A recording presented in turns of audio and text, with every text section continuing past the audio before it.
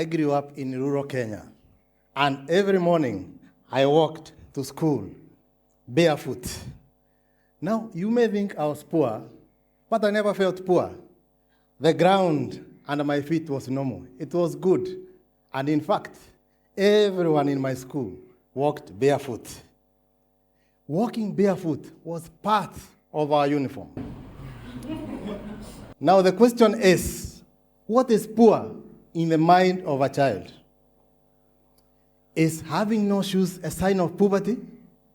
Or is it not going to bed with a rumbling stomach and you don't want to go to school the next day? Or having an injury and you're hiding it from your mother because you don't want her to feel guilty that she can't afford to take you to hospital? Or when your parents are unable to buy for you learning materials for your favorite subject, and the embarrassment that comes when you go to class the next day and the teacher orders all those who do not have the learning materials to get out of class. Now, this was 35 years ago, and it's still a reality for most children in rural Kenya. As a young child, I was close to my parents, particularly my father, who was fond of telling me stories about his schooling. Don't come to school without paying school fees. This was the constant remark that he received whenever he went to school. School, that he saw as the only source of hope, was not welcoming either. The classrooms were overcrowded. There were no books and few teachers who were punishing, not being there for him when he needed them most. I also went to the same school like my father, and I still remember the first day, my parents lovingly accompanying me to school. I was so happy. Looking around, I quickly realized that nothing much had changed. It was just like my father had described. And in my class, there was just one teacher, who was my aunt. And she beat me the first day for not knowing my parents' name. Like, seriously? I feared school from that day. And so that you don't see like I'm the only one who is complaining, let's watch some news report. Now, parents and pupils of Kadawa Primary School in Ngariama, Mwea South in Kirinyaga County are crying foul. The dilapidated school is believed to have been constructed in the ancient 50s and is at risk of collapsing any time. Students are forced to pour water to the earthen floor to create a conducive learning environment. Now, lack of learning materials, books and other facilities is a stumbling block to the pupils too. Almost every single day there's a girl less than 15 years old giving birth in the district hospital. Child labor and drugs and substance abuse have been termed as major causes of dwindling education standards in Kirinyaga County. Much as we have rice, 77% is semi-arid, and these are people who are living in some very wanting states. So when you have a kid coming from home, maybe they did not even get supper, maybe they've not even had breakfast, and they are heading to school. Like you have seen, it is like trying to deal with constant multiple fires. As a result, counties like Kirinyaga, where I come from, have the highest school dropout rate at 24%, with 16% of students not being able to complete their primary school. So let me take you through the lives of children who face this problem. Lucy is a 14-year-old girl.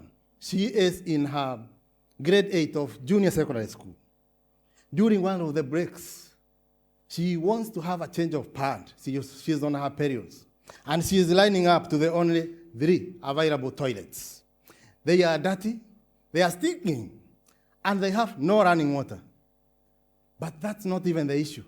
The bell to go back to class rings before she can access the toilet. And she has to run back to class, or else the teacher will scold her or worse off, beat her. Lucy will not come to class. He will not come to school for the remaining time that she is on her periods. Amos is a 12-year-old boy. He has pending school fee balance and is due to sit for his national grade 6 exam. And so the mother has to accompany him to school to negotiate for him to be able to sit for the exam. And while the head teacher allows it, while sitting for his first mathematics test, his stomach keeps on grumbling. And it is so loud that his friends start laughing at him. He had slept hungry. During the hunger and humiliation, he forgets all the formulas. Ambos will not come to sit for the remaining part of the exams.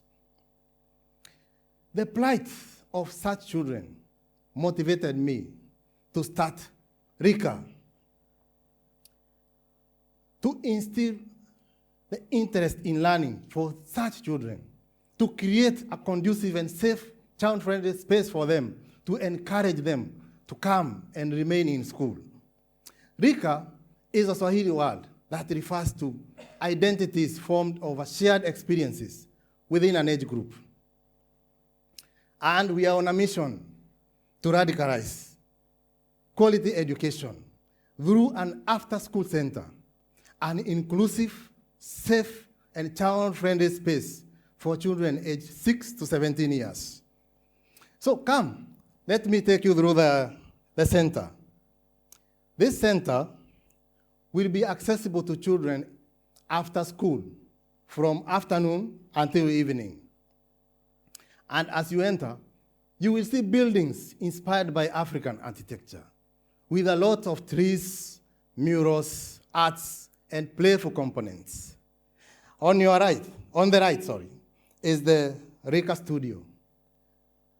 This will have musical instruments, lights, and comfortable sitting space for a small audience. And here you see children dancing. They are playing guitars, banging on African drums. Yeah, and on the left is the RICCA Digi Corner, a gateway to the online world with a digital library and computers connected to internet. Children can expand their knowledge or make up for lack of it through guided online research. Beyond that, they can also design websites, do digital art. They can make short films and animations. The list of possibilities is endless with the internet. And there, we have the RICCA Open Playfield. And it is not just about play, but about team-building games with access to diverse skills, like swimming and skating. And then at the center, we have the three-stone African fireplace with a grass-thatched roof in an amphitheater setup, covered with African textile, making it have an atmosphere that feels like a special gathering place. Talking of a special gathering spot, at RICCA, children will not just be learners. They will stand before us, parents, teachers, and community members, challenging us with debates on critical issues affecting our society, like food security, period poverty, child labor in our farms. And together, we will find solutions to our problems. And so we believe at RICCA, we will be able to create an education system that is not only accessible, but deeply meaningful. One where parents, teachers, and students feel highly connected, engaged, and they are happy. And the community will stand with us, proud of the difference that we are making. Oh, it seems I have a delivery. Someone decided to donate for me some pair of shoes. Let's see what oh, no. It's learning materials.